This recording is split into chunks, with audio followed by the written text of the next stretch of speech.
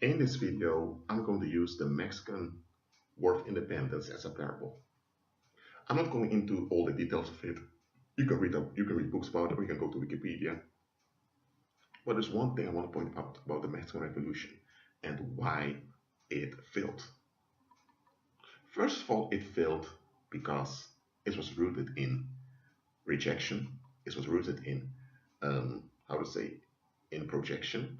Yet civilians throughout the Kingdom of Mexico, because remember, New Spain was a collection of Spanish kingdoms who were established in the Americas.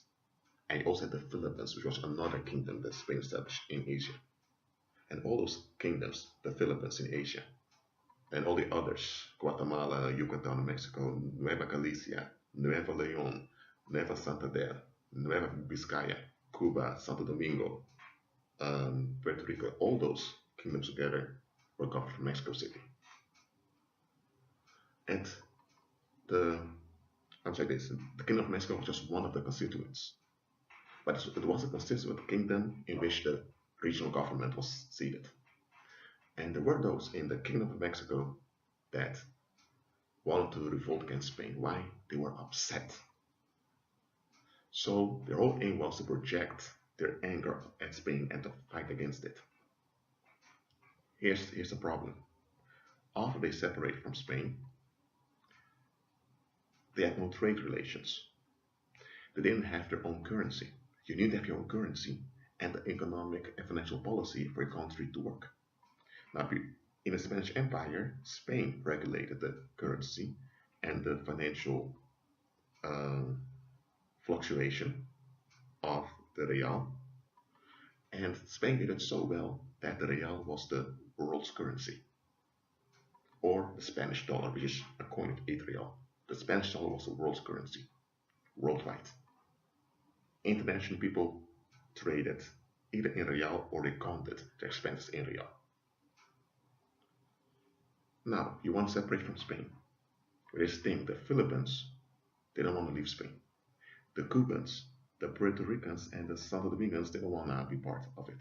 So what you were left with was a terrestrial territory in North America with no experience, no trade relations, and no financial nor economic policy whatsoever.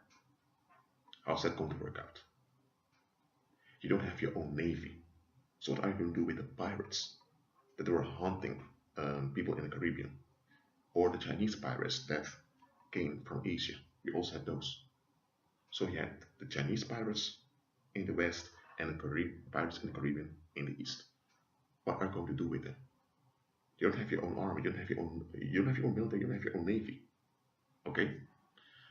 And added to that, Spain designed those territories, those autonomous kingdoms based on the Indian tribes that lived there. So that each tribe or confederacy of tribes had their own heritage. Yes, they all were Spanish because they were on Spanish rule, but they had their own heritage at a local level. So everyone was represented in the government of New Spain. Now, you want to get rid of Spain, and Spain was the overlord that made sure that local conflicts were dealt with properly, and that the economy was directed in such a way that all the tribes would benefit. That's why New Spain was successful. And here's the thing, New Spain made the Mexicans very important because Mexico became the hub country in international trade between Asia and Europe. So they were between two oceans, they were the center. So the Mexicans were quite important though to the Spanish Empire. Once they separated, that was all over. And here's the thing, when they established the Mexican Empire, they divided the whole territory in districts, so there were no autonomous kingdoms anymore. And those districts went through all the former autonomous kingdoms, the borders of the former autonomous kingdoms. So all the tribes were violated. They don't have to become part of this Mexican Empire. But here's the thing, even though the Mexicans were the majority in New Spain, Not everyone was a Mexican. You had the Mayans in Yucatan, you had the New Galicians, you had the Texan Indians over there, you had the Californian tribes, which were multiple. So to force everyone to become Mexican, that was not a good idea. Okay, Spain at least acknowledged the local identities of people and the local ethnicities, and that's why everyone was included in Spain. But the Mexican revolutionaries came with a policy of exclusion, and that will always bring resistance and resentment. So the foundation of the country was already amiss. Okay, so they asked a prince from Europe, from Spain, to become the emperor. He refused. Here's another thing. New Spain was already an empire in function, but in name it was part of the Spanish Empire. But in practice, it already functioned as empire, yet multiple kingdoms autonomously, yet many ethnicities here and there, different languages, whatever use Spanish as a common language. Everyone also had to learn Spanish, and yet one central authority in Mexico City, which reported onto Spain. So apart from reporting onto Spain, they were already an empire. So why the heck did they want to fight to become an empire but they already were an empire? And Spain depended on the success of New Spain for it to remain functional. So they held the cards, but they couldn't see this. They still saw themselves as the victims of Spain. Okay, so the Mexican Empire was declared. Some guy became the emperor.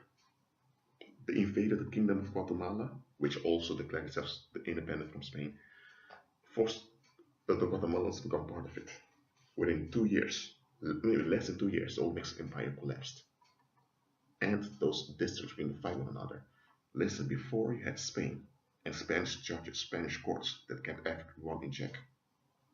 Now you didn't have that anymore. And here's the thing, when you have a viceroy that comes from Europe, the viceroy from Europe, let's say from Spain, his interest is to keep the whole region, including the Philippines, in order. That's his interest. He has no local attachments. He has no local loyalties. That's why he's excellent for the job. But now that you were separated from Spain, a local one had to rule the country. And that local one will be influenced by the local loyalties, by the local interest. And maybe other locals in other regions will not, from other districts will not be for those. So how are you going to manage the conflicts? Who's going to intervene? Look, the Mexican rebels want to have their own empire. They already were an empire. I don't say they were a sub-empire of the Spanish Empire. That's what they were. Okay? They were the biggest viceroyalty, and they were the richest also. So they were an empire within an empire. So the best thing that they could have done was the following. They should have sent a declaration to Spain saying, New Spain separates from the Spanish Empire as the Empire of Mexico, but the King of Spain is automatically king of the Mexican Empire. So what would have happened? Things would have continued economically, financially, as usual. They should have also demanded a transition phase of 10 years. So within those 10 years, things would have continued as usual, but the flags would have changed, and things would have transitioned from a viceroyalty to an de jure and de facto empire in its own name. And you still have the King of Spain being the emperor over there, so you still would have retained your economic trade ties. You get what I'm saying? And you would have recognition from the rest of the world. Did they do that? No, they suddenly declared themselves independent. We don't have anything to do with Spain. We're going our own way. This is our will. This is for better for us, without looking at the bigger picture. If they would have looked at the bigger picture, they would have realized, no, a minute, we have it quite well here. Yes, there are things that are wrong. If you want to separate, we need a transposition phase. A transition phase, I mean. Yes, a transposition when you transpose the laws, okay. The transition phase would also be a transposition phase in which the new order of the Empire of Mexico will be transposed on the autonomous kingdoms. Those autonomous kingdoms would remain autonomous kingdoms, but not part of the Mexican Empire instead of the Spanish Empire. You get what I'm saying? And they would have a transition, transposition phase. And they would have done it wisely. Man, they could have separated from Spain and things would have gone well.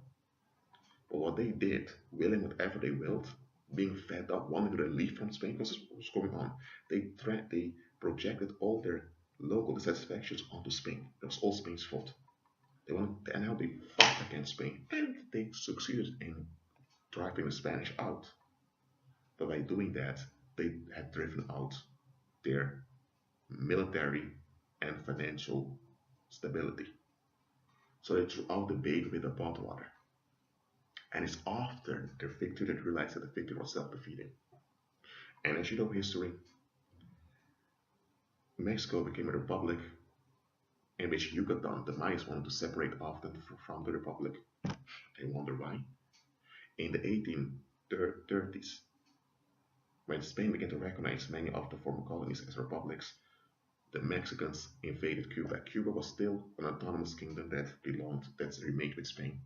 It was a very wealthy kingdom, and the Mexicans occupied Cuba. So Spain went to war with Mexico. So now they lost more money because of this war.